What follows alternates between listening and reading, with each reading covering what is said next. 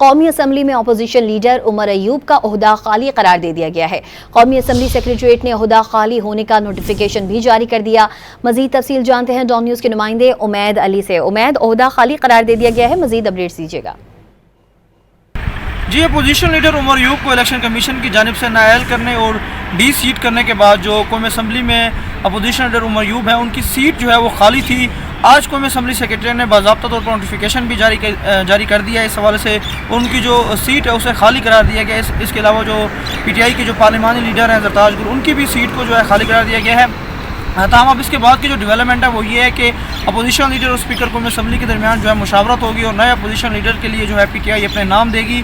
तमाम ज़राए का ये भी दावा किया जा रहा है कि इस वक्त जो अपोजिशन लीडर का जो चैम्बर है वो भी PTI से जो है वापस ले लिया गया है। अभी तक जो है मुशावरत का अमल जारी है। मुशावरत के बाद PTI जो है वो नया नाम जो है अपोजिशन लीडर के लिए स्पीकर ऑफिस को देगी। तो स्पीकर ऑफिस नया नाम के जो है उसके बाद वो नोटिफिकेशन जारी करेंगे। बाज़ाब्ता तौर पर जो नया अपोजिशन लीडर है उसके लिए PTI के नाम के बाद ही जो है वो नोटिफिकेशन जारी होगा।